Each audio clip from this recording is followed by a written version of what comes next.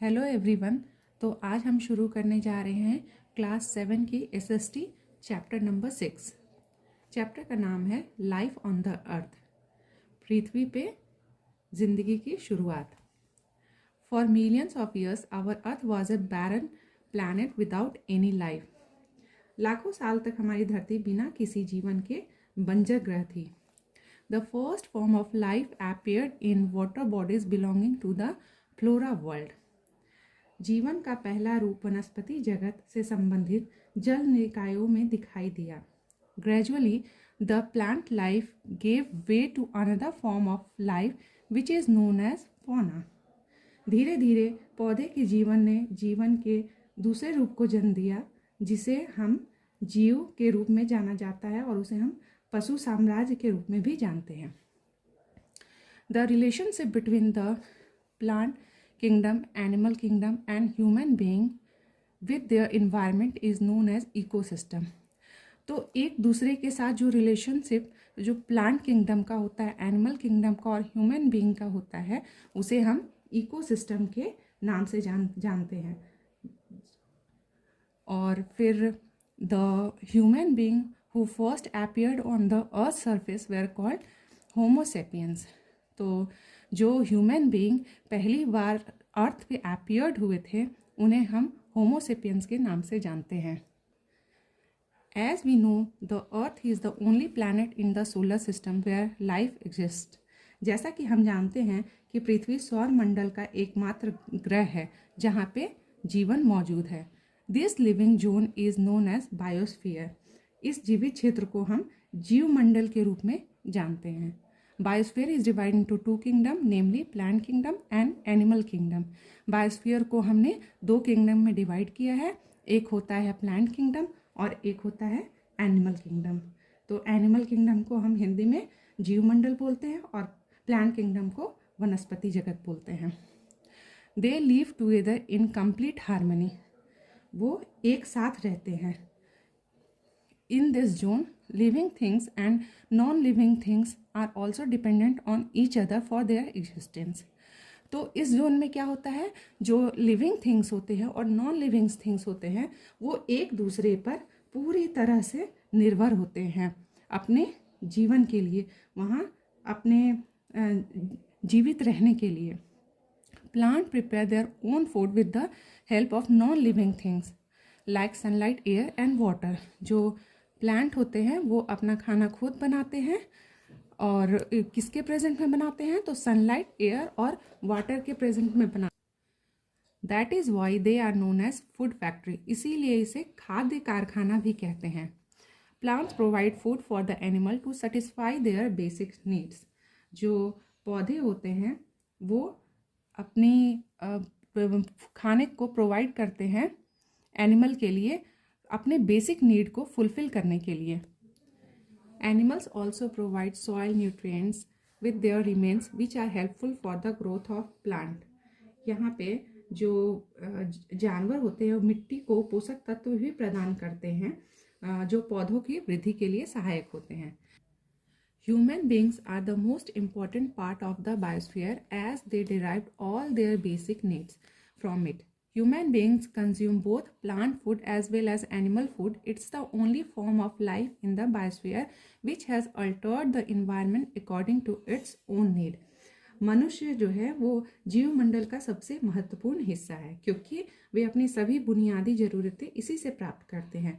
मनुष्य पौधे के साथ साथ जानवरों के भोजन का भी सेवन करता है। यह जीवमंडल में जीवन का एकमात्र रूप है जिसने अपनी ज़रूरत के हिसाब से एनवायरनमेंट को बदला है।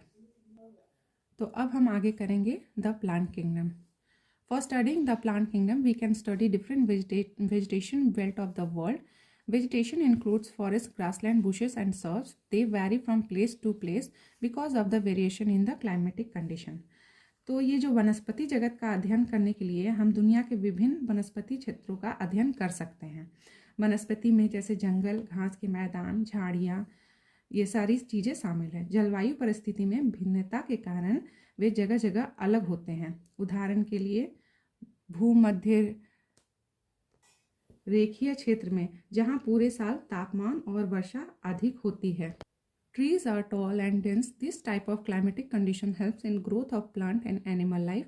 On the other hand, in the desert area where temperature is high and rainfall is less, the plant and animal life is limited. तो जहाँ पेड़ ऊंचे और घने होते हैं, इस प्रकार की जलवायु परिस्थितियाँ पौधे और पशु जीवन के विकास में मदद करती है। दूसरी ओर रेगिस्तानी क्षेत्र में जहाँ तापमान अधिक होता है और वर्षा कम होती है, कम पौधे और पशु जीवन सीमित है। The vegetation belt of the world can broadly be divided into various groups on the basis of their location and climatic condition. These are tropical hardwood forest, grassland, desert and temperature softwood forest.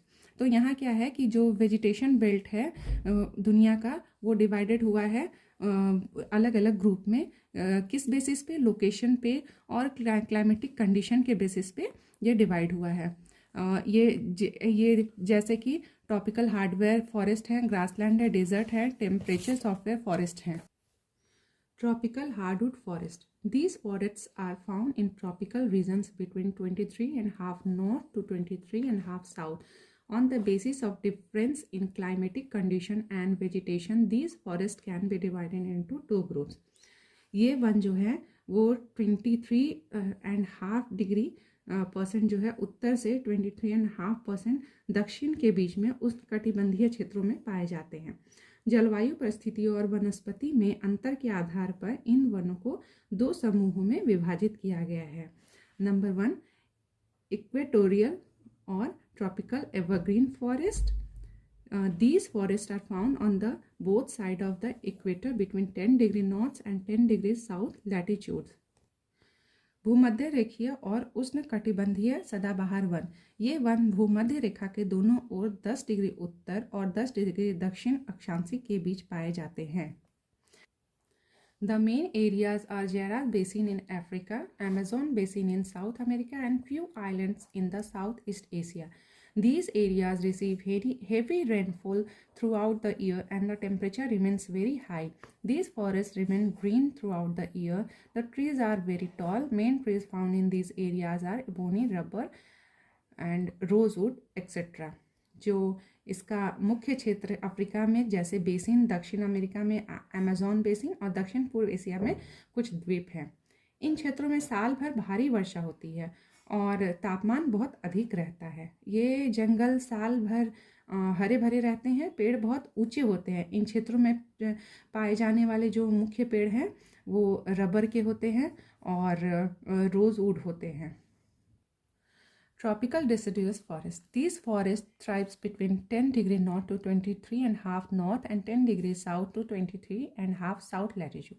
These forest belts receive moderate rainfall and the trees here shed their leaves in the dry season. The trees are of medium height. The main areas where these forests are found are India, China, eastern Brazil, etc. Common trees in this area are sal, teak, bamboo, etc. जो उष्ण कटिबंधीय पर्णपाती one, ये one 10 degree उत्तर से 23 degree उत्तर और 10 degree दक्षिण से 23 degree दक्षिण अक्षांशों के बीच पनपते हैं। इस वन क्षेत्र में मध्यम वर्षा होती है और यहाँ के पेड़ शुष्क मौसम में अपने पत्ते गिरा देते हैं। पेड़ मध्यम ऊंचाई के होते हैं।